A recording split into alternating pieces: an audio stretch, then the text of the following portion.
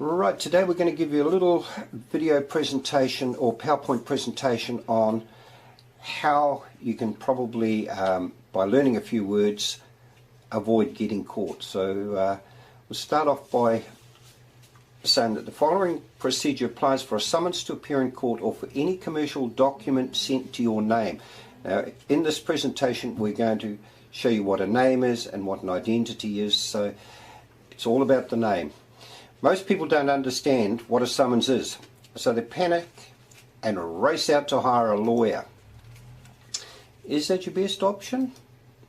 Maybe not. In most cases, lawyers are part of the game, and so you'll end up getting screwed and pay nicely for the privilege. So how can you avoid going to court? It's all about the words.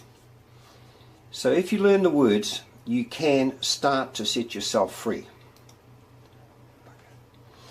Probably the two things that you will need more than anything else to get you started are that a Roman court, or the courts that we know, do not operate according to any true rule of law, but by presumptions of the law. So if you don't rebut those presumptions, they become fact and they stand as the truth in law. So get that very, very clear. Rebut the presumptions and they have no standing. If you don't rebut them, they become fact. And the other thing is to know who you are and who you are not. Once you get those two things fixed firmly in your head, then you're on the right way to setting yourself free. Okay, so if you go down to your local bank and grab a copy of this book, The Code of Banking Practice, you can see my one's fairly well read. It's pretty wrinkly, but you can go down the bank and get a nice brand new one. And in there you're going to find some very, very interesting things. Down there you can see where we've highlighted it. It'll become more apparent in the next slide, but in this code, we, our and us means your bank. So here it is a bit. You should be able to see it a bit clearer. In this code, we, our, or us means your bank. You or your means you, the customer. You'll need to understand this because this is a code and it can only be cracked if you know the keys. So now what we're doing is we're cracking the code for you. The banking code is telling us how we should refer to ourselves.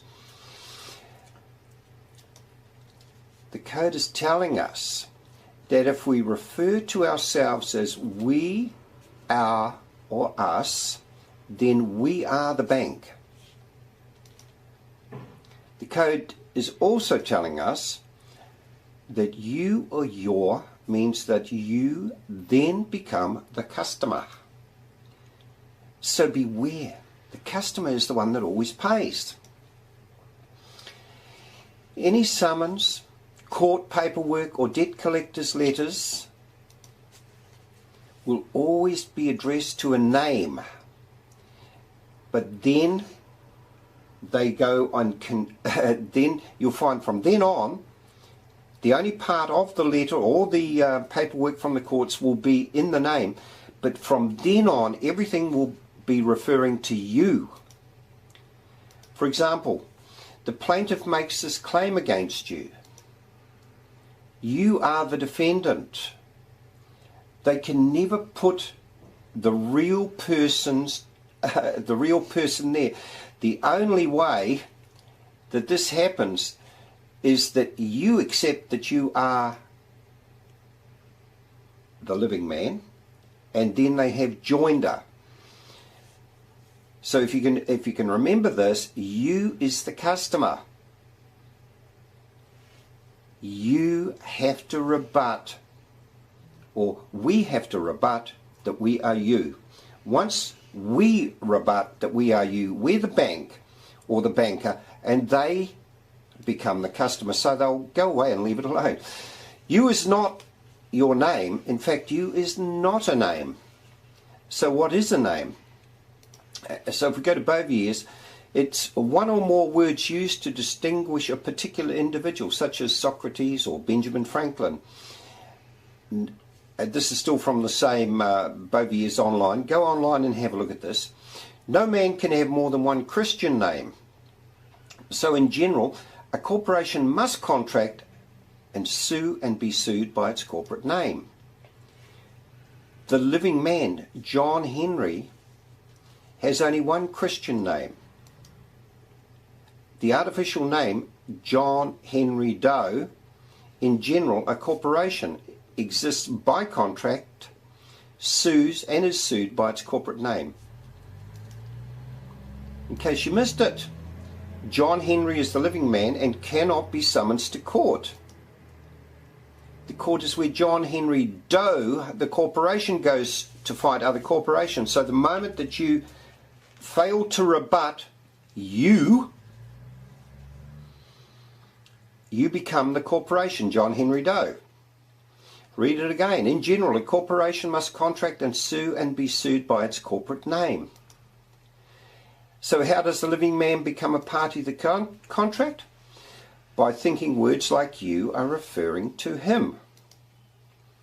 By hiring a lawyer to defend him.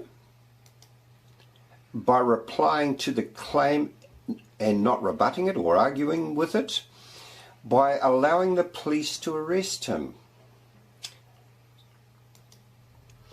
The moment that the living man, John Henry, accepts that he is you, he then becomes Doe, a corporation. Doe, being a corporation, can sue and be sued. And this is how they trick us all the time. John Henry cannot. Okay, the persons who institute actions for the recovery of their rights and those persons against whom they are instituted are the parties to the actions. The former are called plaintiffs and the latter defendants. Once again, this is another way that they trick the living man into believing that he is a defendant. It must be rebutted. The term parties is understood to include all persons who are directly interested in the subject matter in issue, who have right to make defence. You do not want to make defence, you want to rebut the claim that you are the defendant, that you are anything else but the living man. Or appeal to the persons not having these rights are regarded as strangers to the cause. It is of the utmost importance in bringing actions to have proper parties, for however just and meritorious the claim may be, if a mistake has been made in making wrong persons, either plaintiffs or defendants, it's telling you there, if you rebut it, then you will not become the plaintiff or the defendant. Or include many or too few persons as parties, the plaintiff may in general be defeated. Now if you go back through that and get this clear in your head, you will see the moment that you rebut it, that you are the defendant, then the plaintiff may in general be defeated. Because it tells you, including too many or too few persons, they have to get joinder between John Henry and Doe the corporation. Once you give them that joinder by not rebutting it, it then is a fact of law. It will take a little while to get this sorted clear in your head, but if you read this over and over, you will see it. So how does the living man settle his differences? The good book tells us in Matthew 5:25, agree with thine adversary quickly, whilst thou art in the way with him, lest at any time the adversary deliver thee to the judge, and the judge deliver thee to the officer, and thou be cast into prison. So rebut it quickly and do it in private. Never go to court. Only corporations go to court. So rebut it quickly. Send the paperwork straight back to the person who served it on you, rebutting that you are the defendant. Put simply, we reply to the bent copper in his private capacity.